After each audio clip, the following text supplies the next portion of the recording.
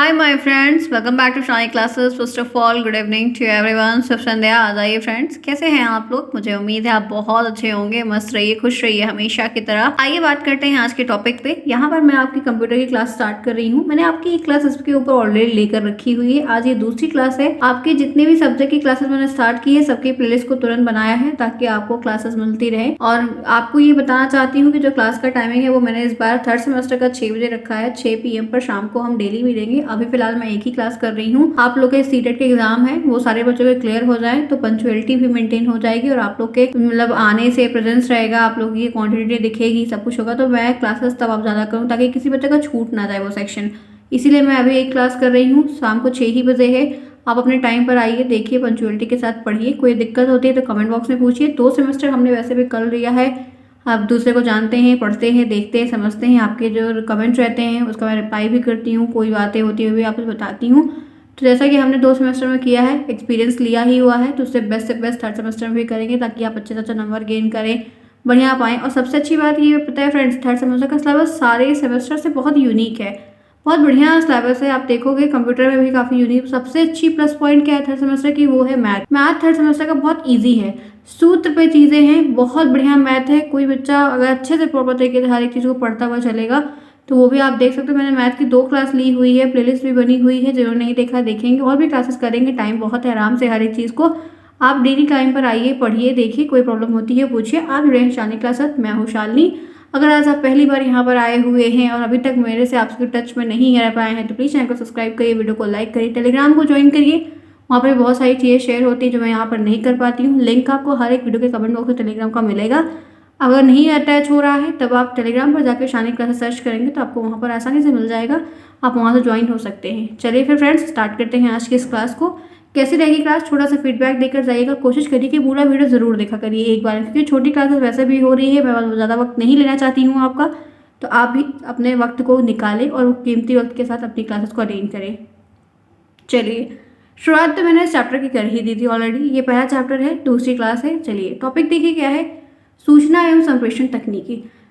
Friends, ये सूचना शब्द आप जानते हैं इन्फॉर्मेशन है, संप्रेषण आप जानते हैं कम्युनिकेशन है, तकनीकी यानी कि टेक्निक है। तो जिस टॉपिक के बारे में हम चर्चा करने चल रहे हैं उसका जो नाम है उससे आप अवगत हैं। उसके आप हिंदी मीनिंग से भी जान रहे हैं, इंग्लिश मीनिंग से भी जान रहे हैं। अब आइए बात करते हैं कि ये आखिर क्या बात है और ये अपने में क्या कह रहा है या क्या कहना चाहता है आपसे। चलिए देखते हैं। कह रहा है कि वर्तमान युग सूचना क्रांति का युग है। जो प्रेजेंट टाइम चल रहा है ये एक सूचना क्रांति का युग कहलाता है। सूचना क्रांति युग का मतलब आप समझ रहे हैं, इन्फॉर्मेशन को जो एक जगह से दूसरी जगह शेयर करना है, बताना है। कोई पढ़ाई की चीज़ है, कैसी भी चीज़ है तो हमको बड़ी आसानी होती है। हम ज्ञान आधारित समाज में रह रहे हैं। आज जो समाज है वो ज्ञान से एकदम परिपूर्ण है, भरा है।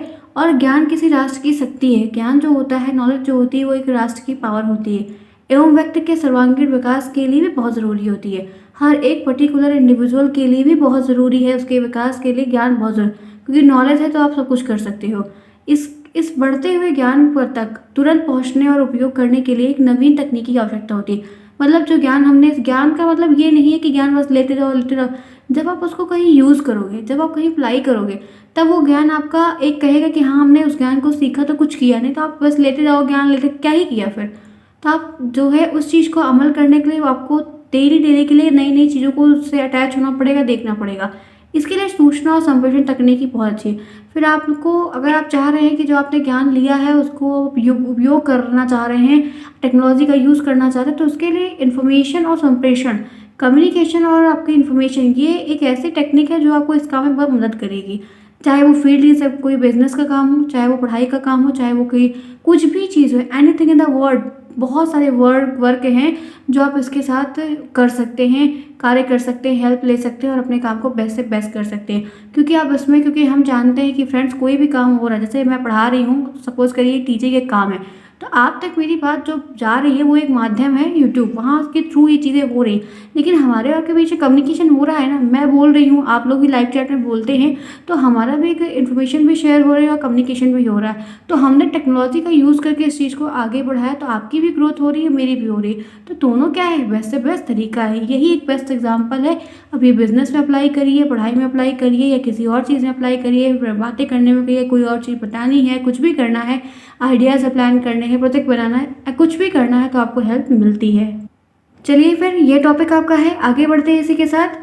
सूचना और संचार प्रौद्योगिकी का अर्थ क्या होता है? आपको प्रश्न बनेगा इससे आप क्या समझते हैं या क्या होता है, उद्देश्य बताइए, उपयोगिता बताइए, तो ऐसे प्रश्न आपको बन जाएंगे। अब आपसे मैं यहाँ पे एक एक पॉइंट को शेयर करूंगी, ध्यान से पढ़िएगा।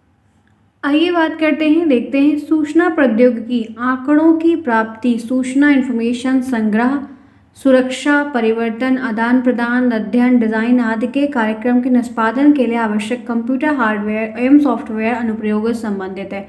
आपकी जो ये इंफॉर्मेशन टेक्नोलॉजी है, इसमें आप कोई चीज़ डाटा को कलेक्ट करके रख रहे हो, उसकी सिक्योरिटी पर्पज से रख रहे हो, शेयर करने के लिए या कुछ चेंज करने के लिए, एडिट करने के लिए, अध्ययन के लिए, कुछ डिज़ाइन के कार्य करने के लिए, कुछ उसमें आप इन सारी चीज़ों का करने के लिए हार्डवेयर और सॉफ्टवेयर वगैरह संबंधित चीज़ों का बहुत बखूबी यूज़ करते हो। सूचना प्रौद्योगिकी कंप्यूटर पर आधारित सूचना प्रणाली का एक आधार होता है, बेस होता है, पिलर होता है, नींव होती है, कह सकते हैं। सूचना प्रौद्योगिकी वर्तमान समय में वाणिज्य और व्यापार का एक बहुत ही, कह सकते हैं कि बहुत ही अभिन्न एक अंग है, जिसमें आप कह सकते हो कि संचार क्रांति के फलस्वरूप इलेक्ट्रॉनिक संचार भी सूचना प्रौद्योगिकी का एक मुख्य घटक माना जाता है। इसमें क्या होता है कि हम इलेक्ट्रॉनिकली सूचनाओं को ट्रांसफ़र करते हैं, भेजते हैं, शेयर कर सकते हैं, कार्य कर सकते हैं। इसे सूचना संचार एवं प्रौद्योगिकी, information technology, information and communication technology, ICT भी कहा जाता है। क्योंकि आपसे प्रश्न बनता है कि ICT क्या होता है, तो आपको मैंने पहली क्लास में इसके बारे में फुल डिटेल में बताया कि क्या चीज़ें हैं। हम क्या करते हैं कि हम अपनी इन्फॉर्मेशन को कम्युनिकेट करते हैं। हमारी जितनी इन्फॉर्मेशन है, जानकारियाँ हैं या कोई चीज़ है किसी से बतानी, शेयर करनी है, तो हम टेक्नोलॉजी के माध्यम से जिससे बेस्ट हम चीज़ों को आसानी से शेयर कर पाते हैं, वही है ICT। अब ये अलग बात है कि हम उसको किस फील्ड में यूज़ कर रहे हैं। बस यही है कि अगर हम किसी फील्ड में यूज़ करेंगे अपनी इन्फॉर्मेशन या कोई कार्य है, डाटा है, वर्क है, कुछ भी है, तो हम उसको वहाँ पर साझा करेंगे, शेयर करेंगे टेक्नोलॉजी का यूज़ करके। तो इतनी बातें आपको बताई। आइए आगे बढ़ते हैं इसी के साथ। शिक्षा के क्षेत्र में इसका जो एक मतलब क्या यूज़ है, हम पढ़ाई के सिस्टम में कैसे इसका यूज़ कर रहे हैं, इस बात को समझें। अभी तो मैंने बताया कि क्या क्या है और कहाँ कहाँ, मतलब आप कह सकते हो कि जो है अलग अलग सेक्टर्स में कैसे यूज़ कर सकते हो। अब ये देखना है कि हमको पढ़ाई के सिस्टम में, पढ़ाई के सेक्टर, पढ़ाई की चीज़ों में हम कैसे इसका बेस्ट से बेस्ट इस्तेमाल कर सकते हैं। तो एक समावेशी शिक्षा ICT की भूमिका में कह सकते हैं कि शिक्षक ICT के प्रयोग से छात्रों को अधिक रुचिपूर्ण और तकनीकी ज्ञान प्रदान कर सकता है। अगर एक टीचर इस चीज़ को यूज़ कर रहा है, इस टेक्नोलॉजी को यूज़ करके पढ़ा रहा है, तो बच्चों को एक इंटरेस्ट के साथ एक टेक्नोलॉजी का ज्ञान प्राप्त करवा सकता है, जो उनकी अधिगम प्रक्रिया को बढ़ाता है, उनकी लर्निंग में ग्रोथ ले आने का प्रयास करता है, उनको इंटरेस्टिंग तरीके से समझाने का प्रयास करता है। जहाँ पहले छात्र और शिक्षक सीमित साधन ही होते थे, जहाँ पर सिर्फ टीचर रहे, बच्चा रहे, एक सीमित लिमिटेड रहे कि टीचर वही, बच्चा वही, हमको पूछना करना, तो यहाँ पर क्या होता है कि वही सूचना व संचार प्रौद्योगिकी को नए नए साधन जैसे कंप्यूटर का इस्तेमाल करके, इंटरनेट का इस्तेमाल करके, ई-लर्निंग का इस्तेमाल करके, ईमेलिंग भेज के, वर्चुअल क्लासरूम बनवाकर, ऐसी तकनीकी का इस्तेमाल करता है ICT के ज़रिए, जिसमें अपनी इन्फॉर्मेशन को बेस्ट से बेस्ट तरीके से कन्वे कर पाता है और बच्चों को भी इंटरेस्ट आता है, वो उसी पुराने सिस्टम्स के को छोड़कर नए को पकड़ना चाहते हैं। तो ये काफ़ी उनके लिए हेल्पफुल हो जाता है और सीख पाते हैं, जिसके माध्यम से टीचर और विद्यार्थी दोनों ही विषय सामग्री को बहुत अच्छे तरीके से एकदम एलोबरेट करके पूरा डाउट वगैरह क्लियर करके प्रभावशाली ढंग से अध्ययन करते हैं। और ये कह सकते हैं कि इस प्रकार ICT ने शिक्षा के क्षेत्र में बहुत सारी क्रांतिकारी ला दी है, जिससे निरंतर प्रगतिशील कार्य पर कार्य चल रहा है और हर एक स्तर पर विकास हुआ है, किसी पर्टिकुलर पर नहीं। क्योंकि अब आप देख रहे हैं कि जब से कोविड आया तो हम लोग ये जो ऑनलाइन सिस्टम पढ़ाई का हुआ है, ऑनलाइन एजुकेशन की बहुत ज़्यादा फैल गई है, क्योंकि हमको उसी रास्ते से किया गया। आप देख सकते हो IT सेक्टर के जितने भी वर्क हो वो वर्क फ्रॉम होम होने लगे हैं। पहले नहीं नेसेसरी था कि जाओ ही जाओ, लेकिन अब वो चीज़ नहीं है, वो एप्लीकेबल हर जगह हो गई है। तो वही चीज़ कि जैसे समय बदलता है, चीज़ें बदलती हैं, उसी के हिसाब से चाहे वो टेक्नोलॉजी हो या कोई कार्य हो, समय के हिसाब से नियम परिवर्तन, चीज़ें चेंज होती हैं। तो टेक्नोलॉजी में भी नए नए अपडेट आते हैं, चेंजेस आती हैं, जिनका हम लाभ उठाकर अपने कार्य को आसानी से आसानी बना सकते हैं और दूसरे तक वो हम उसको चीज़ों को डिलीवर भी कर सकते हैं घर बैठे, ताकि उनमें भी कुछ चेंजेस आए और सबका डेवलपमेंट हो पाए। फिर चलिए आगे बढ़ते हैं। यहाँ तक क्लियर है कि क्या चीज़ें हैं, एकदम सिंपल तरीके से आपको बता रही हूँ कि क्या क्या चीज़ें हैं, कैसे आप इसको यूज़ कर सकते हो। मेनली हम पढ़ाई में इसका जानते हैं। अब इसके बारे में जो इनके लाभ हैं, आपसे प्रश्न बनता है कि सूचना एवं संचार तकनीकी के कोई दो लाभ बताइए। तो इनके लाभ के बारे में पूरी चर्चा करेंगे, ध्यान से देखिएगा। सबसे पहला पॉइंट अगर लाभ में आता है तो शिक्षक के लिए कैसे ये यूज़फुल है, हेल्पफुल है, उपयोगी, इस पे जानते हैं। उपयुक्त शिक्षण हेतु, ठीक है, शिक्षकों को विभिन्न प्रकार की सूचनाएं, अलग अलग इन्फॉर्मेशंस, ढेर सारी इन्फॉर्मेशन जो पढ़ाई से संबंधित है, डेवलपमेंट से कनेक्टेड है, ज्ञान है, आंकड़े चाहिए। हाँ बिल्कुल चाहिए, क्योंकि हमें समझाना है, अलग अलग तरीके से समझाना है, क्योंकि अलग अलग स्तर के बच्चे हैं।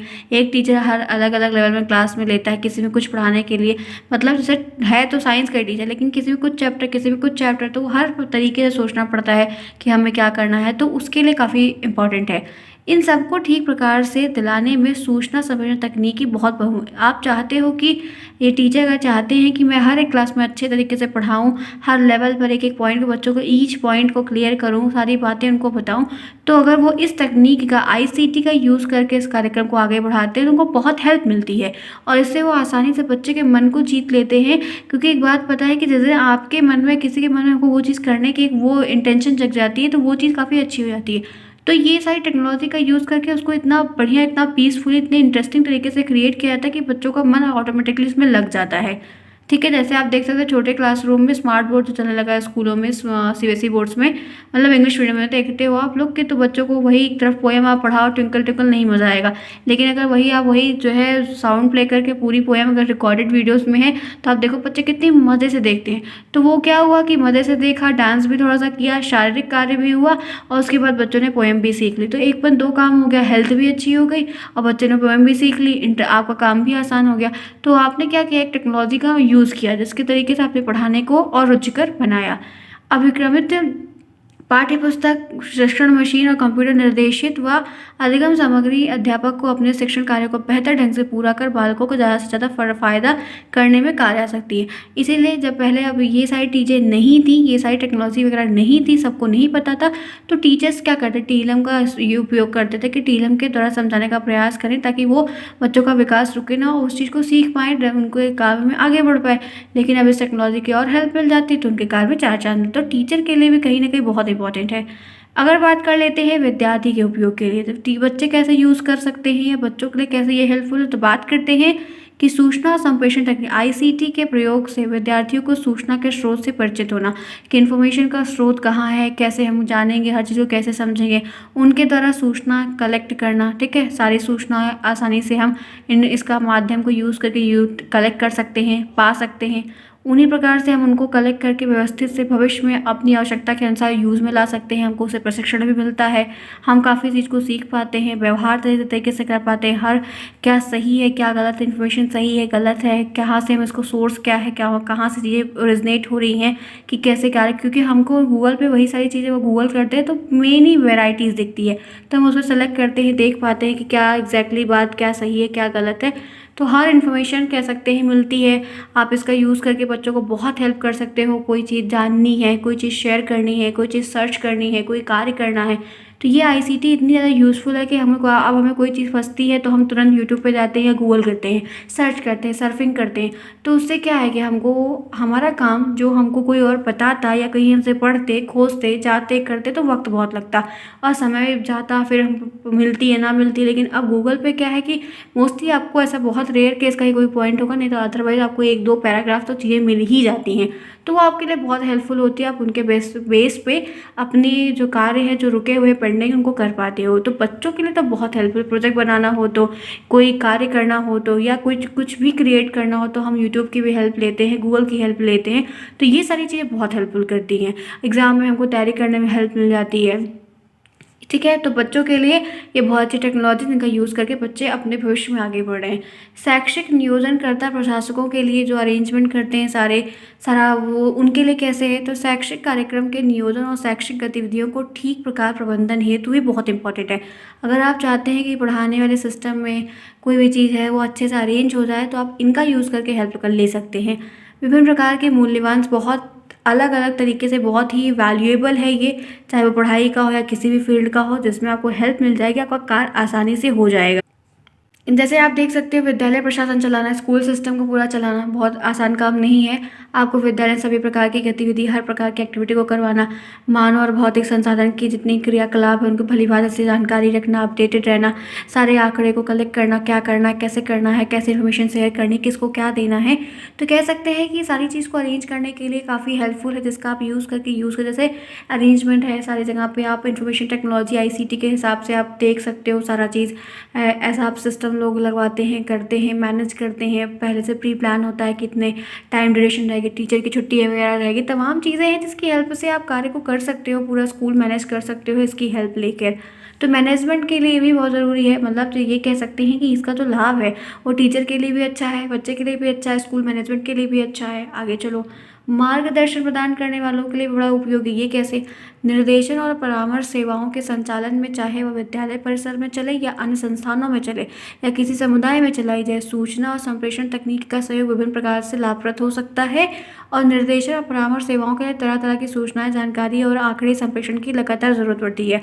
अब बात करते हैं कि मार्गदर्शन का मतलब है कि हमें सही रास्ता दिखाना हो, सही बात करनी हो। जैसा कि मैं अभी तक बोल रही थी कि आपको सिर्फ पढ़ाई के ही ज़रिए में नहीं, जैसे कोई समुदाय है, कम्युनिटी है, वहाँ पर हमको कम्युनिटी में भाषण होता है, वाद विवाद होता है, चर्चा होती है, समूह की चर्चा होती है, बच्चों का कोई ग्रुप है, बड़ों का कोई ग्रुप है। तो वहाँ पर क्या होता है कि हमें क्या करना है, कैसे करना है। सोसाइटी में कोई चेंज हो रहा है, स्कूल में कोई कैंपस लग रहा है, इलेक्शन हो रहा है स्कूल में, कॉलेज में, तो हम इन्फॉर्मेशन को कन्वे करते हैं, हम हर चीज़ को बताते हैं। तो वो सारी चीज़ें इन टेक्नोलॉजी का यूज़ करके हमारे काम को आसान कर देती हैं। हम कम समय में बेहतर से बेहतर कर पाते हैं, प्रेजेंटेशन अच्छी दे पाते हैं और डाटा को कलेक्ट करके रख पाते हैं। सारी सूचनाएं हम एक जगह कलेक्ट कर सकते हैं, हमें इन्फॉर्मेशन होती है, हम अच्छे से संप्रेषण भी कर सकते हैं। एक बात आप जान लीजिए कि आपके पास कितने बार सब कुछ हो, अगर आप अपनी बात को अच्छे से कन्वे नहीं कर पा रहे हैं तो फिर वो चीज़ आपके पास होने का कोई खास मतलब नहीं निकलता है। तो आप अगर इन टेक्नोलॉजी का यूज़ कर रहे हैं तो ये टेक्नोलॉजी आपके उस माध्यम को, जो मैसेज आप कन्वे करना चाह रहे हो, उसमें आपको हेल्प कर देगा। तो आपका वो काम आसान हो जाएगा और यूनिक भी रहेगा, आपका कार्य भी हो जाएगा, आप बढ़िया नंबर भी पा जाओगे, आपका काम बन जाएगा। ठीक है, तो आप देख सकते हो कि ये बहुत अच्छी चीज़ है जो आपको हर सेक्टर में यूज़ आ रही है और हर लोगों के लिए यूज़ आ रही है। चलो आगे, पांचवा है शैक्षिक अनुसंधानकर्ता के लिए। जो भी शिक्षा के क्षेत्र में अनुसंधान करना चाहता है, सर्च करना चाह रहा है, देखना चाह रहा है, कुछ करना चाह रहा है, तो विषय से संबंधित विभिन्न प्रकार की सूचनाएं, तो उस सब्जेक्ट से संबंधित ढेर सारी इन्फॉर्मेशन, लॉट्स ऑफ इन्फॉर्मेशन वो कलेक्ट करता है। संप्रेषण अनुसंधानकर्ता को यथार्थ और विश्वसनीय रूप से उनकी सुविधा के हिसाब से ठीक प्रकार से प्राप्त होने चाहिए, रहने चाहिए। अब आपको कोई चीज़ करनी है तो आप हर चीज़ को, या किसी को करवाना है तो आप उसको सारी चीज़ सही तरीके से एडजस्ट करवाओगे या सही तरीके से आप उसको प्रोवाइड करवाओगे। तो किस प्रकार के अनुसंधान कार्य हो चुका है, पहले क्या क्या कार्य हो चुके हैं, अब देश विदेश के बारे में क्या करना है या किसी कंट्री के बारे में कोई इन्फॉर्मेशन जाननी है, तो हम किसी भी तरीके की सूचना चाहते हैं, जानना चाहते हैं, तो हम इन सारी टेक्नोलॉजी का यूज़ करके उस चीज़ को जान सकते हैं। हमें अभी कोई भी चीज़ सर्च करनी है, अमेरिका के बारे में, किसी और जगह के बारे में, किसी के बारे में सर्च करना होता है जो बहुत फेमस है, तमाम चीज़ें हैं, थोड़ा सा भी अगर आपको क्लू या हिंट मिलता है तो आप उसके बारे में पूरी चिट्ठी निकाल लेते हो। तो वो कैसे है, ये आप इन्हीं चीज़ों का यूज़ करके निकाल के उसको वायरल करते हो, शेयर करते हो, बताते हो, तो आपका काम क्या हो गया, आसान हो गया ना। अभी आप किसी से मिलते या उनके बारे में जीवनी पढ़ते, ऑटोबायोग्राफी पढ़े, तब जान पाते, लेकिन अभी क्या है, हम गूगल करते हैं और सारी पूरी हिस्ट्री हमें निकल के चली आती है। तो ये सारी चीज़ें आपको बहुत जगह यूज़फुल होने वाली है। ठीक है फ्रेंड्स, यहाँ तक क्लियर है। आगे आइए, रचनात्मक चिंतन को बढ़ावा में। देखो ये क्या है, इस तकनीकी उपयोग ने विद्यार्थी को कोरे ज्ञानार्जन की जगह ज्ञान प्राप्ति ढंग सीखने का मार्ग प्रशस्त करने में महत्वपूर्ण भूमिका निभाने का कार्य किया। अब ये टेक्नोलॉजी इतनी अच्छी है, इतने बेस्ट तरीके से, कि जिन बच्चों को किनारे बैठे थे, कहीं पिछड़े जाति में थे, पिछड़ी एरिया में थे, नहीं पढ़ पा रहे थे, कारणवश जो भी रहा हो, तो उनके लिए एक वरदान साबित हुआ है, जिससे उनका मार्ग प्रशस्त हुआ और वो बहुत महत्वपूर्ण भूमिका ये ICT निभा रही है, क्योंकि उनको हेल्प मिल रही है। इसके उपयोग से विद्यार्थियों में सृजनात्मक, कुछ क्रिएटिव बनाना, इंटरेस्ट, चिंतन में बढ़ावा मिलता है। क्योंकि आप कोई चीज़ बनाना चाह रहे हो, करना तो सोचोगे, जब तक आप सोचोगे नहीं तो करोगे नहीं। तो सोचना बहुत ज़रूरी है, उसमें आपको हेल्प मिल रही है। ICT के प्रयोग से शिक्षक भी ज्ञान के स्रोत और संप्रेषण की परंपरागत भूमिका निभाकर विद्यार्थी को स्वयं अपने प्रयत्न, अब इसका ICT का यूज़ करके टीचर भी प्रेजेंटेशन वगैरह दिखा देते हैं कि देखो बेटा, ये ऐसा मॉडल, ऐसा रूप है, आपको भी ऐसा कुछ क्रिएट करना है, समथिंग ऐसा कुछ बनाना है। तो टीचर की भी हेल्प हो जाती है, बच्चे की भी हो जाती है, क्योंकि फिर बच्चे क्या करते हैं, बार बार रिवाइड करके, मतलब रिवाइंड करके बार बार उस चीज़ को प्लेबैक करके देखते कैसे बन रहा है, हेल्प लेते हैं, क्लूज़ लेते हैं, तो हिंट में काफ़ी अच्छा होता है। और जब सबसे अच्छी बात यह है ना कि जब हम इन टेक्नोलॉजी का यूज़ यूज़ करते हैं तो हम देखते हैं, और आप जानते हो फ्रेंड्स, हम जो भी चीज़ देखते हैं ना वो हमारे स्मृति पटल पे ज़्यादा देर तक रहती है, ज़्यादा समय तक रहती है। बात जो चीज़ होती है कन्वे हो गई, मैं अभी सपोज़ करिए कि जैसे ये पढ़ा रही हूँ, ठीक है?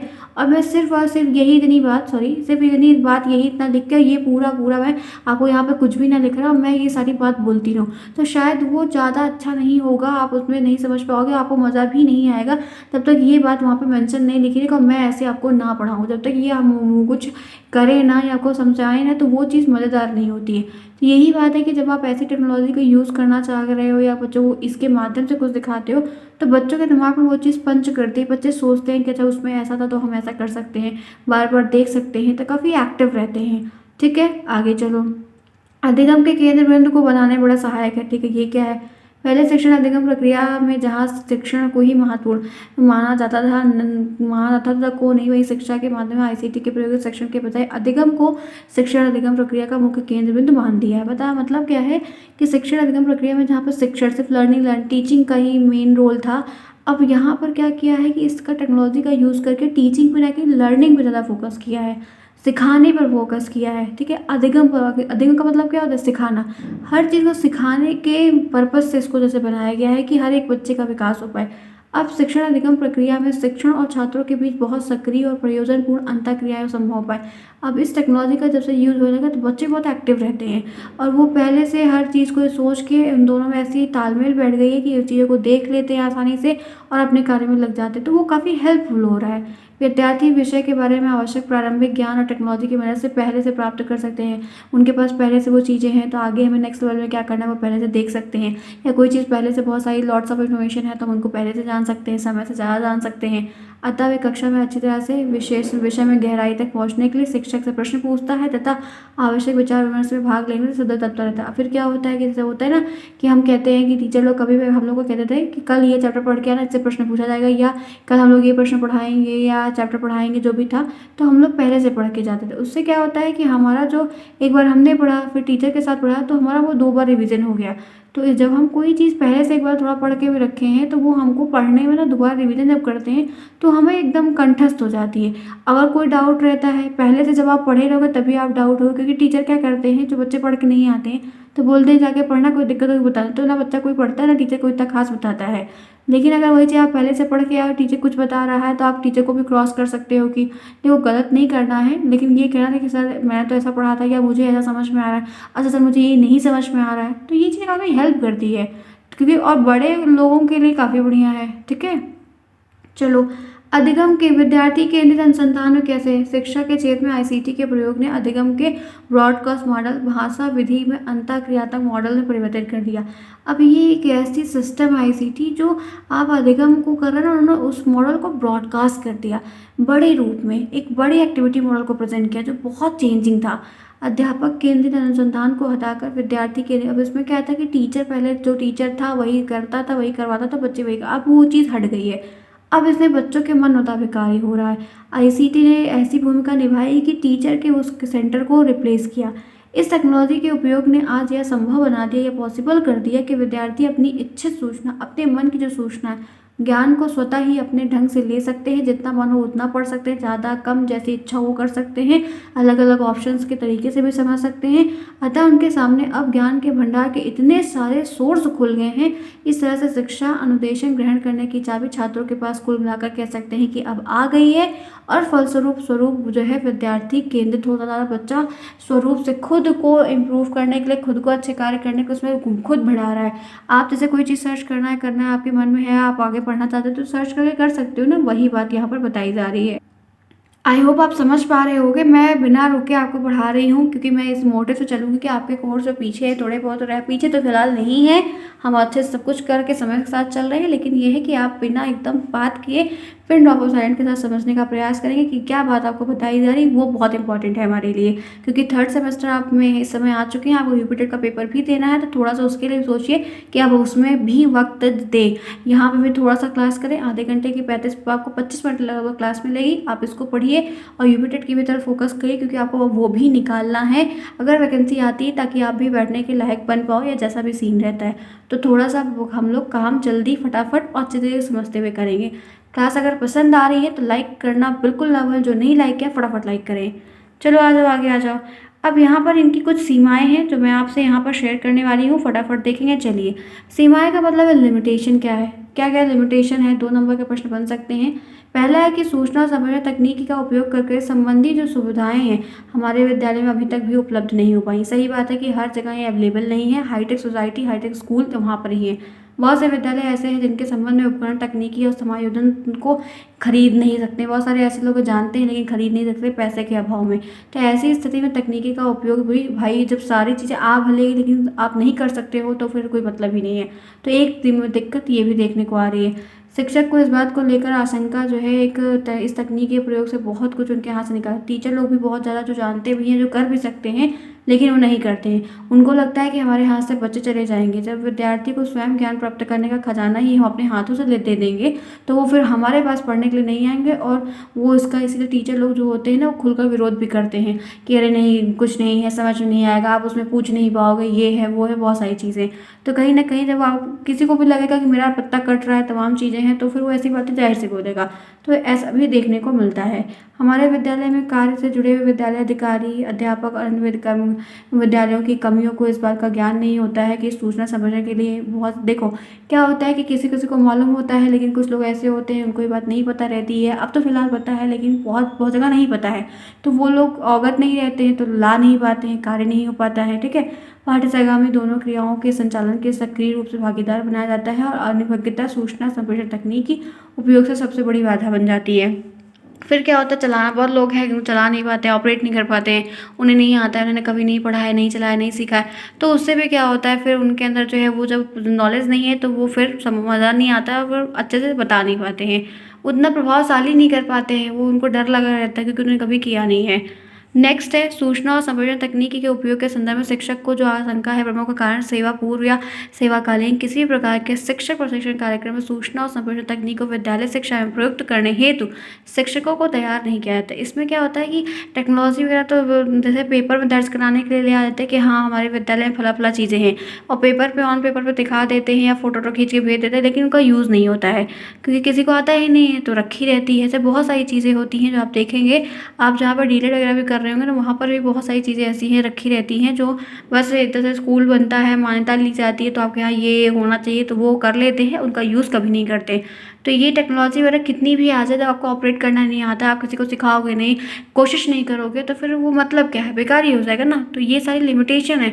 सुविधाएं कितनी भी आ जाए, लेकिन अगर आप जब लाना, करना, अप्लाई करना नहीं चाहोगे तो अपने आप थोड़ी कोई चीज़ आ जाएगी। वो सामान है, इंसान थोड़ी है। इस तकनीकी से हमारे विद्यालय में प्रयोग को लेकर शिक्षक पुराने तौर पर ही चलते हैं, अधिगम पद्धति को नहीं त्यागना चाहते हैं, वो प्रवचन ही देना पसंद करते हैं। ठीक है। व्याख्यान और प्रदर्शन विधियों का ही वैसे ही जैसे पुराने सिस्टम से चला आ रहा था वही चाहते हैं, और अपनी जो अध्यापक केंद्रित भूमिका को छोड़कर विद्यालय की विद्यार्थी केंद्रित या परस्पर सहयोगी अंतर प्रणाली को नहीं अपनाना चाहते।